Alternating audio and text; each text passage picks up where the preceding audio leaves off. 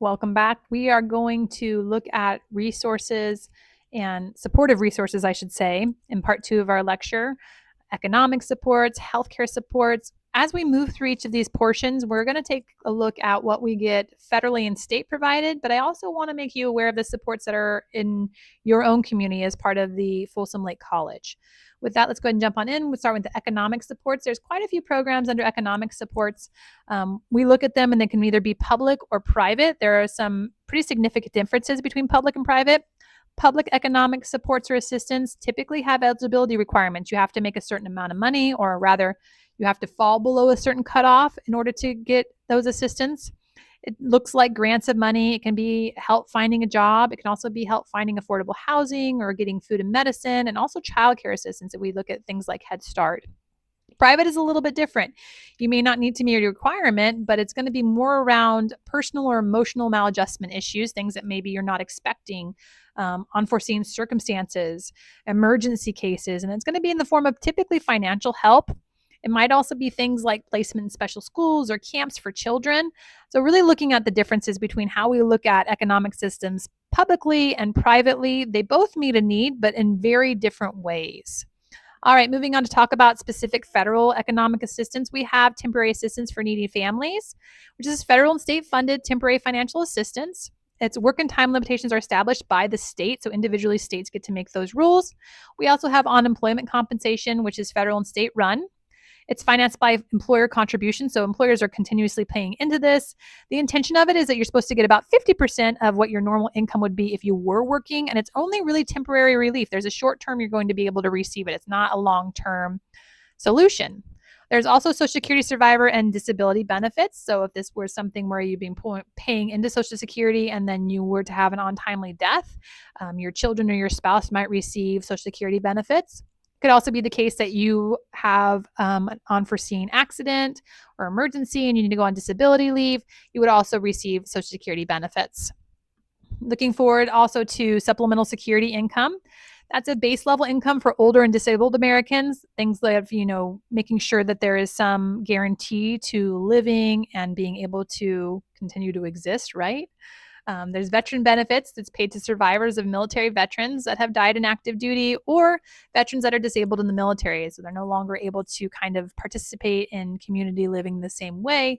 We need to make sure we provide additional support for them. We also have child nutritional services. They're federally funded programs through the state for low-income families. So both through the state and federally, those things include food stamps like SNAP. Also, women, infant, and children, which is known as WIC, things to be able to get nutritional things at home. They can be for pregnant women that are low income, as well as families with young children. And then also school lunches falls under this category, being able to make sure we're getting nutrition out to our little learners. All right, take a look at Falcom supports, just so you know what's available to you being part of this community. There's a few options. We have Food for Falcons, which provides foods directly to students and educational resources. They're available all the time. There's no qualifications or questions asked of you. You just have to come to this location. There's one in the main campus. They have one in El Dorado Center and also one in Rancho Cordova Center. There's a variety of supports you can get through the college. CalFresh, which helps you buy healthy food by issuing an EBT card, just like a debit card, right? You do have some qualifications for this one. You're going to have income qualifications based on the number of people in your home. That can all be found on the website. We also have a pop-up pantry. So it's a weekly pantry offering both perishable and non-perishable items. There's no qualifications or questions asked for this. You just kind of stop by the table. It happens at the main campus in Aspen Hall. And then we also provide lunch tokens. So they're $12 student lunch tokens. There are some qualifications for this. You must have, receive financial aid. We must be your homeschool Folsom. You must have at least $2,000 unmet need for the semester, and you must be enrolled at least 6 units or equivalent of 2 classes. Okay, so there are some supports around that. There's additional support. So we have housing assistance. So if you're experiencing a situation of homelessness or you have an unsafe housing, you just have to be a current student, have some financial need, and be willing to meet and follow up meetings. So understanding that there might be a requirement to make sure you're moving towards having some house stability. What actions are you taking to kind of make sure you get to a good place in your housing? We also offer a hotspot and laptop rentals, and this comes just from first come, first serve. It's through the library, so if that's something you need, that's something to look into. We have a student emergency fund, which funds up to $500 for students that are experiencing something unexpected or catastrophe. That can be accessed. There's transportation that you can get money for, $30 monthly gas cards to assist in getting to school. That does have some qualifications attached to it. You have to have a minimum of 6 units and $3,500 on net need. And you have to have applied and used a FAFSA. All right, so those are kind of the supports through Falcons. Let's move on to health supports in the federal and state level, and then we'll talk about what's available in your own community. All right, so we know we have Medicaid, which is federal money provided the states to pay for medical needs. It typically goes to children receiving screenings, diagnosis, and treatments when needed.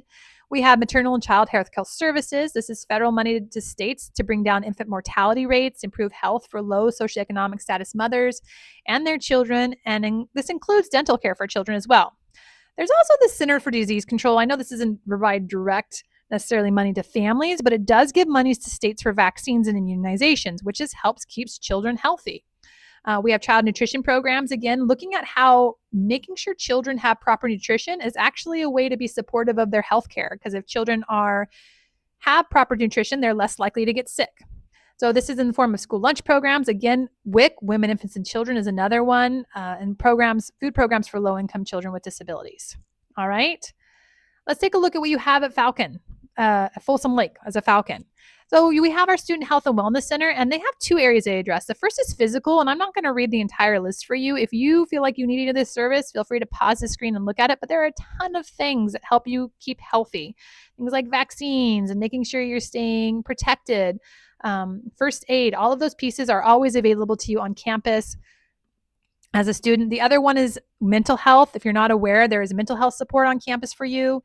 There's many ways to get therapy and support. There's Together All, which is actually a peer support network if you want to talk to somebody who's a peer. They also have mental health professionals on that. It's available 24 hours a day. There's student health and wellness therapy, where you can see a therapist or an advocate that will help you, and that can be in person or virtually. And then, of course, there's Better Mind, which is online 24 hours a day therapy, 7 days a week with a licensed therapist. So lots of ways to get your health met, mental health and physical health. Moving on, let's talk about child welfare and health.